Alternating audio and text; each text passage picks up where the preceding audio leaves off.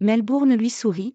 Arthur Cazaux, qui approche du top 100 à l'âge de 21 ans, a ouvert son compteur en Grand Chelem à l'Open d'Australie mardi, 4 ans après avoir atteint la finale du tournoi junior. Sous le brûlant soleil australien, Cazaux, 122e et bénéficiaire d'une invitation, est venu à bout du 33e joueur mondial, le Serbe Laszlo Djere, 6-2, 6-7 3-7, 6-2, 3-6, 6-2. Son prochain adversaire, Holger Rune, déjà numéro 8 mondial à 20 ans, lui est familier depuis leurs jeunes années partagées. Ça faisait 4 ans que je n'étais pas revenu. J'avais gardé des super souvenirs ici. Avec la victoire aujourd'hui, mardi, ça me fait aimer encore plus l'Australie et Melbourne, dit en souriant le Montpelliérain, qui porte un brillant à chaque oreille. Avant même sa finale junior perdue, contre un autre Français, Harold Maillot, et encore après, le chemin a été tortueux pour Cazaux, freiné par des blessures en série, qu'il égrène patiemment devant un trio de journalistes. Fin 2016, fracture au coude, puis tendinite à l'épaule et au poignet, pendant 7 mois je n'ai rien fait. Fin 2018, fracture au pied, ajoutez Y 5 mois. 2019, déchirure au psoas, 2021, aux abdominaux. Enfin, pubalgie qui le freine, pendant 8 mois, jusqu'à ce que 2022 soit bien avancé. Endurance de biathlète. 2023, c'est la première année complète que j'ai fait depuis que je suis tout petit, résume Cazaux. Ça a été une chose nouvelle.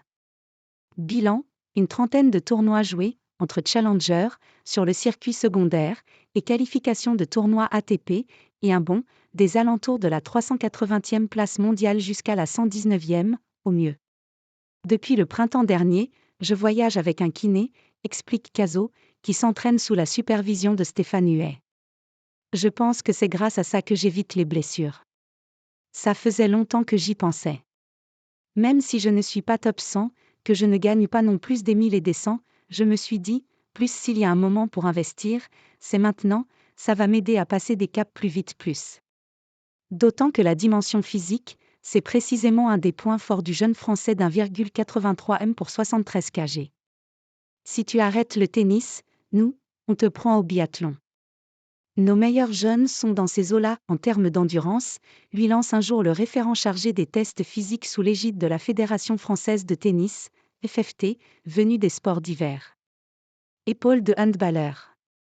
Avec Arthur Fils, on a les meilleurs résultats au test, raconte Cazaux. J'ai toujours eu des prédispositions physiques. Sur les tests de vitesse, endurance, je suis premier, je l'ai été aussi au Master Next Gen, où il était remplaçant, note de la rédaction. Mais sur le court, je peux encore plus l'exploiter. Son service, peut-être sa principale arme, lui vient de la pratique assidue du handball dans sa jeunesse montpelliéraine.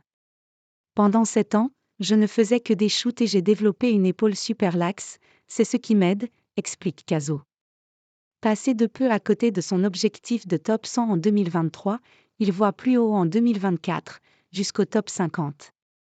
Jusque-là, Cazaux avait tenté sa chance à 3 reprises en vain en Grand Chelem, 2 fois à Roland-Garros, une à l'US Open. Et sa seule victoire sur le circuit principal remontait à plus de 2 ans et demi, mai 2021 contre Manarino, à Genève.